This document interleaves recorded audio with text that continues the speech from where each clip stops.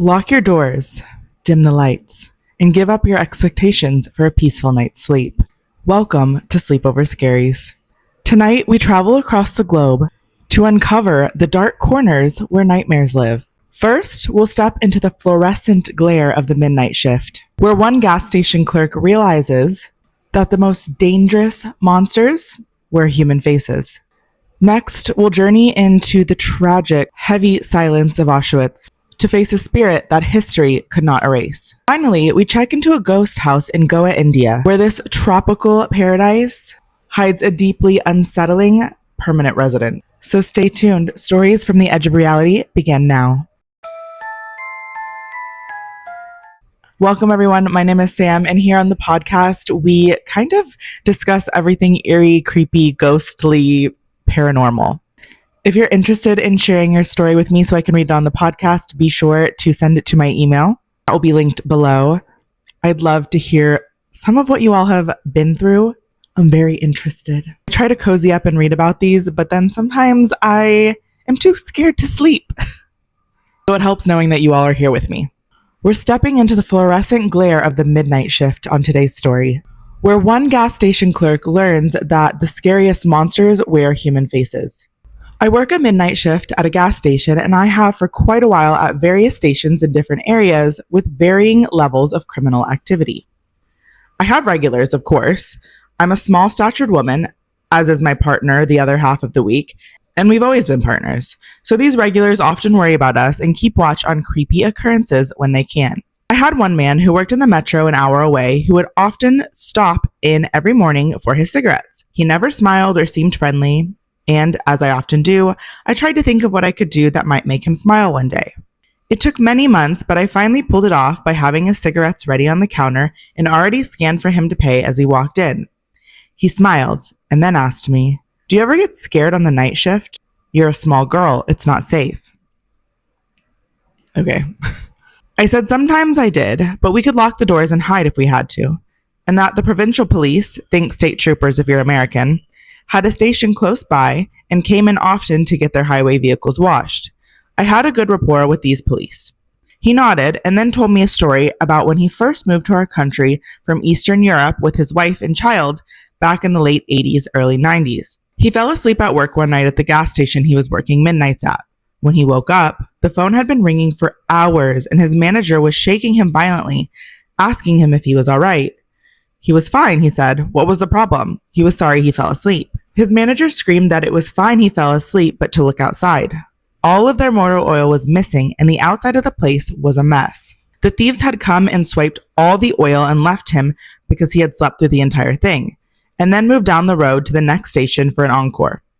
At that station, the clerk was awake and fought back, so the thieves stabbed him and left him to bleed out. When he finished telling me this, he concluded with, "If you ever feel sleepy, just lock the door and do it. It might save your life." I don't work at that gas station anymore, but I think about that guy all the time and wonder how his grandkids are. They even shared a link to the article talking about the other clerk's killer, and they were finally found 25 years later. For some reason, I always thought it would be kind of chill to work at a gas station at night because maybe it's a little bit more slow and it just feels like you're away from like the hustle and bustle of the daytime. I think that's why I really like nighttime. But of course, as a woman, I know it's not always safe. So if I could avoid it, I would not work at a gas station at night. And honestly, sometimes even during the day, it feels like it feels like a place where people are coming and going a lot, obviously. So you just never know who you're going to get.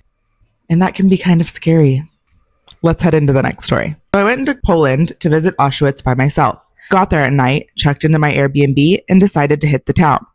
Now, my Airbnb was in the old Jewish quarter because I really wanted the full experience. So I got out, have one drink. At that time, one drink was absolutely nothing to me, and some pierogies, a kielbasa sandwich, and went on my way home.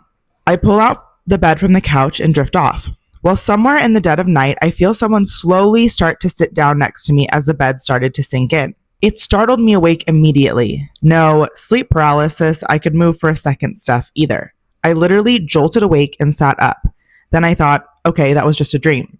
So I drift off again, and now this time on the other side of the bed, while I'm still awake, it happened again. And I jumped up so scared, I rolled off the bed. I'm so scared that I turn on the TV and immediately start texting the only person I met that night, a stripper at the local bar. I explain to her there's a ghost and tell her I will pay her to come stay the night, not for intimacy, but because I'm scared out of my mind of a ghost. Yeah, she wasn't buying it. She had heard it all, apparently. LOL. So she left me to my demise with the ghost. I'm sat up, TV on, and it's turning 4:30 a.m. I eventually pass out again. This is where it gets weird.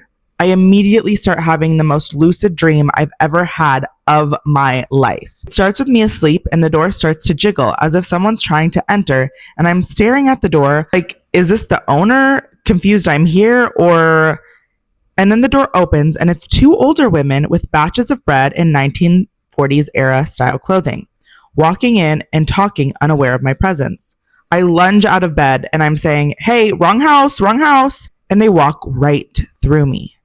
At that moment, the dream changes to me floating out of the apartment through the roof and above the building I'm present in. It's present time, early morning. I look down and see a construction site and mounds of dirt with a little boy standing on top of a mound dressed again in 1940s style clothing in all black.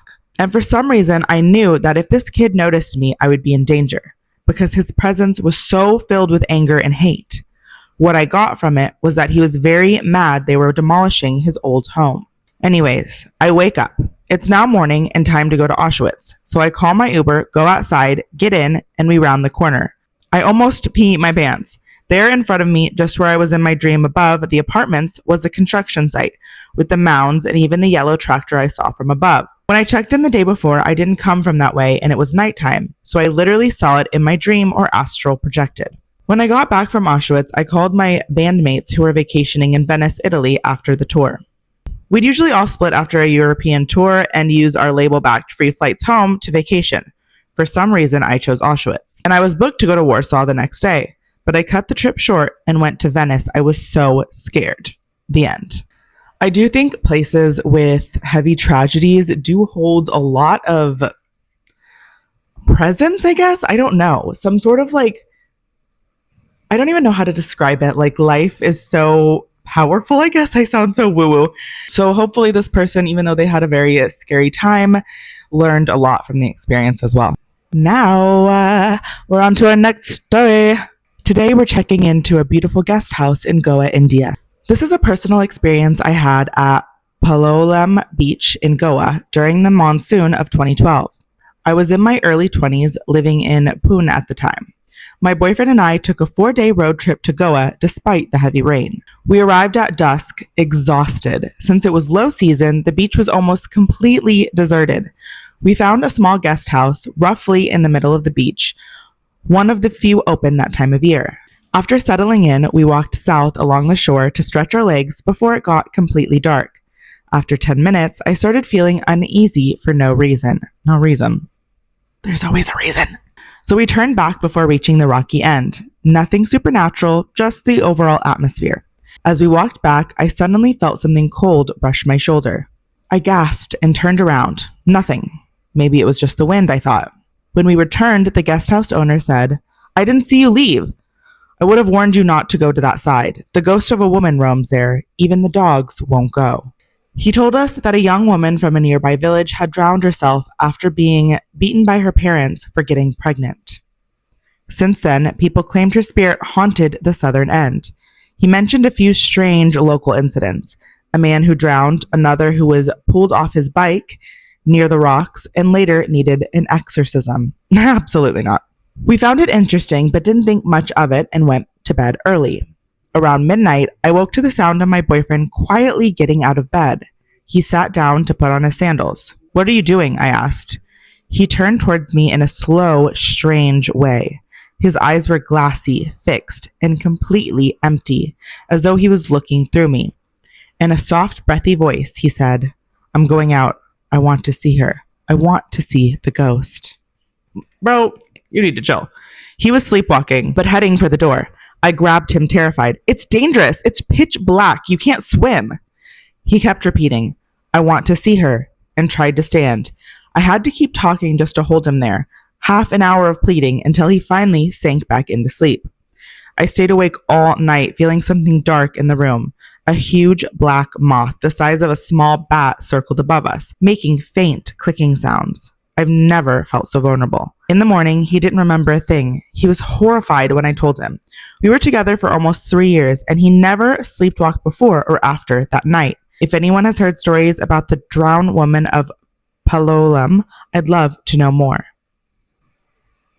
Never sleepwalked before or after is actually quite odd.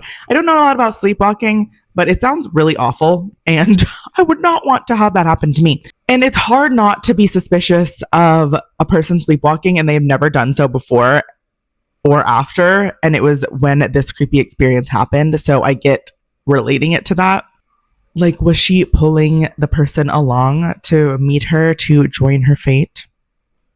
It is a really sad story, though, as are most ghost stories, unfortunately.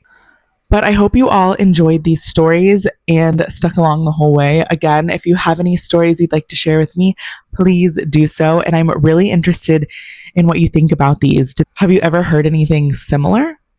But cheers, thanks for joining, and I hope you have a peaceful night's sleep. Bye.